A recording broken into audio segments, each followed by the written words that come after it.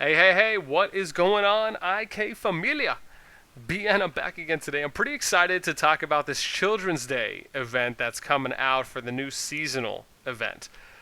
The reason I'm excited for it is because it gives me a lot of hope for the consistent amounts of feedback and suggestions that players have been giving to the IK team. I also like how they're on their Discord. They've been doing kind of these end of event summaries or these end of event feedback suggestions where they'll open a channel up after an event finishes and they'll ask you specifically for your feedback.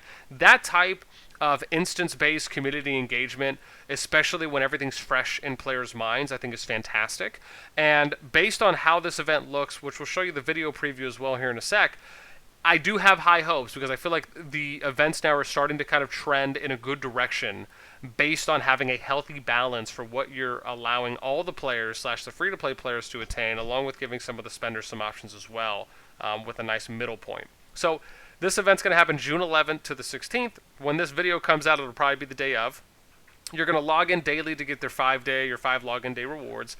You're going to complete festival missions to obtain building blocks, right? This is used to raise your decoration level on the tier columns. Ride tokens used to redeem valuable rewards. You'll get those, and points used to unlock progression chests as well. Those are typically that top level horizontal side-to-side bar when you're having to fill that up to get some of the better rewards as well. You're going to decorate to use the building blocks. There's going to be some unlockable, some additional bonus reward tracks as well. Typically on these events, there are usually 3 columns. There's the free-to-play column, the premium currency column, which is green gems, and then like a $14.99 give or take price point column as well. There's going to be a limited decoration, right? It looks like there's going to be another emoji here for MedB's Heart for You. There's going to be some limited day children's packs, and then some daily activities that you're going to do for the first 5 days of the event.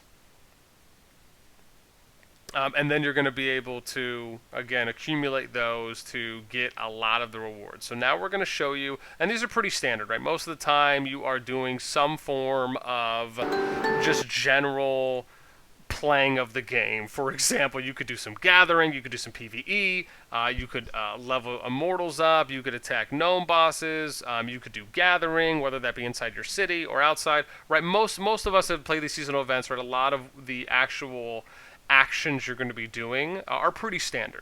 But let me get to the meat of it, because this is what I really like from what we've been seeing. So here's the preview video, right? We're going to let this, hang on, let's go back here, Children's Day, awesome, okay. So here comes the 5 days that you're going to see.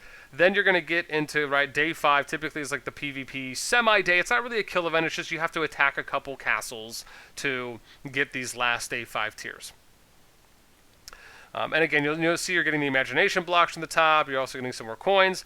Here's the wonderful home, right? This is where you're going to get the tier. This is where you'll get the tier rewards from the column, as you can see, right? Just throwing some in there, and these are pretty standard and pretty typical.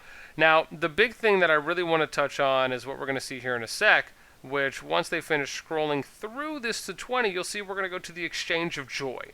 This, for me, is the most important part, in my opinion. You'll notice that there's not 2 material prerequisites or requirements to unlock the top level rewards. Usually the rewards kind of go top down from, best to least, so to speak.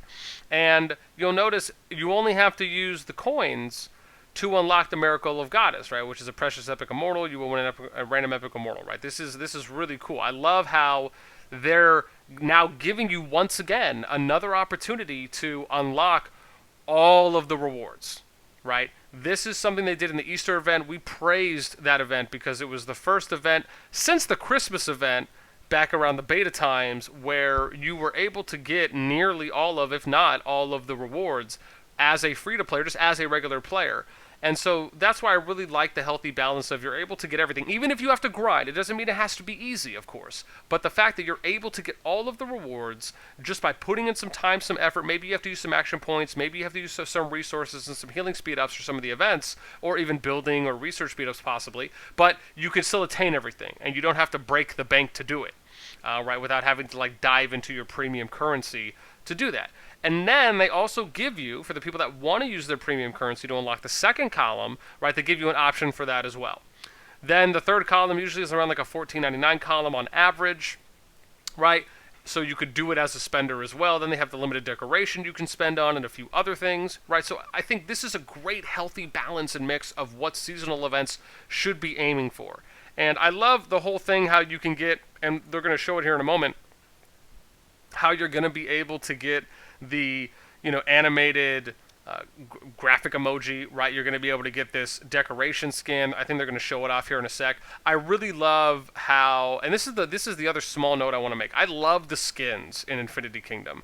And because for me, coming from other kingdom builders, I've noticed that if they do a cosmetic skin, it's usually not animated. There's not some kind of action that happens when you click on the skin. I love that they do that here in IK. And again, that's just from my limited experience. I'm sure there could be other games out there that maybe have this. But for me, seeing these types of ways that they have made the skins more engaging and interactive is really cool for someone like myself to see, because I think it adds more value when you're getting a skin. When you have animated emojis, I think that adds more value as well. When you have specific emojis that are maybe only accessible if you have that specific skin during that specific event, that can even add more value to it. So I think there's a lot of ways that the devs can do things for seasonal events where you have that nice common ground, that middle point, that you're able to still appeal to everyone without having to think that we need to appeal more to the spenders in the game, when they can still get good value as much as the free-to-play base can, right, by finding that nice healthy medium. So, guys, look, and gals, of course, that is it for me. I'm excited to see what the event's going to bring. Again, these are just my hopes and my first thoughts on what we're seeing so far for the Children's Day event. We'll, of course, do a conclusion at the end of the event to wrap up and let you know our thoughts on how we thought it actually went and give you some feedback. And until then, man, I hope everyone has a happy Children's Day. And for all the moms and pops out there, I don't know, maybe your kid might enjoy the panda balloon there, possibly. I'm sure my two little ladies will. That's it for me, y'all. I'll catch y'all next time. Peace!